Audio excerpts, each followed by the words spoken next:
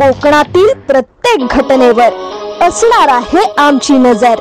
शेती, राजकारण, समाजकारण, क्रीडा, मनोरंजन आणि बरच काही।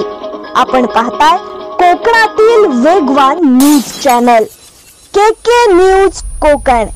रत्नागिरी जिल्ह्यात खून, मृतदेह पोत्यात भरून टाकला। रायगड जिल्ह्यात एक डायरी, एक नंबर आणि म्हसळा पोलिसांनी 12 तासात लावला खुनाचा तपास। होळीमध्ये झालेल्या भांडणाचा काटा काढण्यासाठी ते डाव लावून बसले होते आणि तो क्षण आला त्यांनी आपल्याच सोबत काम करणाऱ्या मित्राला रॉडने अमानुष मारहाण करत ठार मारून मृतदेह गोणीत भरून पांगोली बंडवाडी येथे टाकल्याची घटना घडली आहे।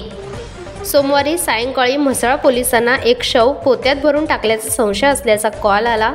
यावेळी म्हसळा पोलिसांनी तत्परता दाखवत घटनास्थळी धाव घेतली आणि घटनास्थळी एक 40 ते 45 वर्षाच्या अनोळखी इसमाचा कुजलेल्या अवस्थेत शव आढळून आला। स्थानिकांना देखील शवाची ओळख पटत नव्हती, मात्र कुजलेल्या अवस्थेत असलेल्या शवाची तपासणी केली असता त्याच्या खिशातील एक डायरी म्हसळा पोलिसांना मिळाली। या डायरीवर एकच नंबर रेखाटलेला होता। तो नंबर श्रीवर्धन तालुक्यातील कोंडा पंचायतन येथे राहणाऱ्या संतोष साबळे याचा। साबळे हा छोटे मोठे रस्त्याचे काम घेत असून लेबर पुरवण्याचे काम करतो। पोलिसांनी तात्काळ साबळे याला घटनेची माहिती देत पोलीस ठाण्यात बोलावले, मात्र साबळे यांनी पोलिसांना उडवाउडवीची उत्तरे देण्यास सुरुवात केली।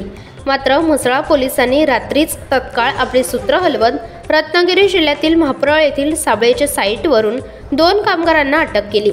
या 2 आरोपींची कसून चौकशी केल्यानंतर त्यांनी गुन्ह्याची कबुली देत होळीच्या वादात हा खून केल्याचं म्हटलं आहे।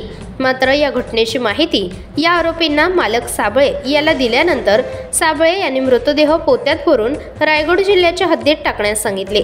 विभागीय अधिकारी सविता गर्जे, सहाय्यक पोलीस निरीक्षक संदीप कहाले, पोलीस उपनिरीक्षक ज्ञानेश्वर येडवले, संतोष चव्हाण, सागर चितारे, विघ्ने, स्वप्नील निळेकर यांच्या पथकाने आरोपी संतोष साबळे राहणार कोंडा पंचतन, विशाल देवरुखकर राहणार गुहागर, श्यामलाल मौर्य राहणार उत्तर प्रदेश या आरोपींच्या घटनेची माहिती मिळता 12 तासाच्या आत मुसक्या आवळत बेड्या ठोकल्या आहेत।